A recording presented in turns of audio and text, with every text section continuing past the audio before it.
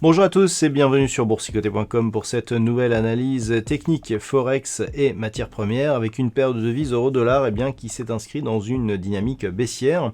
Puisqu'après avoir connu ici cette tendance qui a porté les cours au-delà de la zone de résistance des 1.2110, on n'est pas parvenu à conserver cette zone ici comme support. On le voit sur un premier test ici, cette zone a bien été validée en tant que support d'un point de vue technique, mais le faible rebond ici et le retour rapide sous cette zone, nous a fait anticiper une cassure. On est venu bien casser ici la moyenne mobile 20 exponentielle, on est directement venu attaquer ici la bande de Bollinger inférieure, et lorsque l'on observe ce qui se passe derrière, on voit que les cours reviennent ici sous la moyenne mobile 20 exponentielle qui agit pour l'instant comme une zone de résistance. Donc si cette zone de résistance ici des 1.2066 conserve donc justement ce statut de résistance, on pourrait revenir rapidement ici sur la zone des 1.20 et sur une rupture baissière de ces 1.20, on validerait donc le mouvement baissier dans sa continuité avec même un risque d'accélération sous ce seuil psychologique.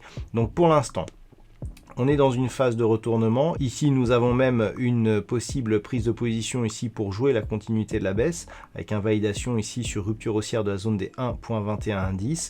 Et donc, la tendance, elle est baissière actuellement. Et on peut viser ici un retour sur la zone des 1.20, tant que les cours restent ici sous cette moyenne mobile. Sur la paire de devises livre sterling contre dollar américain, on est toujours ici globalement dans cette zone d'évolution qui s'est totalement neutralisée entre 1,3675 et 1,40. On a certes de la volatilité qui est en train de remonter, mais qui nous donne des mouvements ici autour de la zone des 1.3850. Alors on a un petit biais baissier ici qui est en train de se développer, notamment suite à l'attaque ici sur la bande de Bollinger inférieure, mais la dynamique est très légère, on est déjà revenu ici au-dessus de la moyenne mobile 20 exponentielle.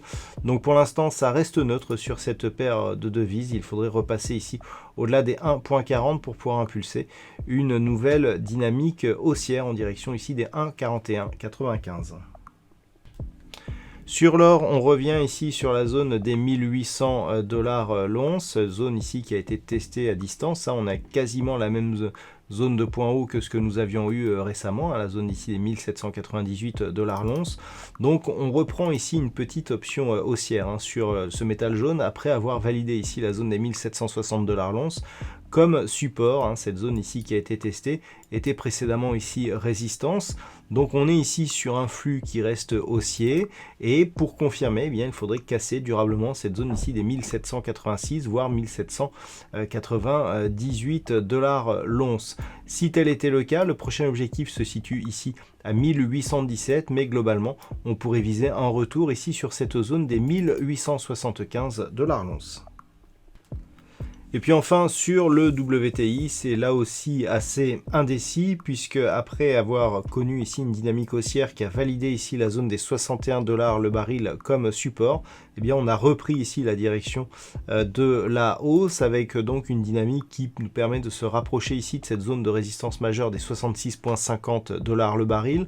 Donc tant que l'on n'a pas cassé cette zone, on ne pourra pas conclure à une reprise de dynamique haussière.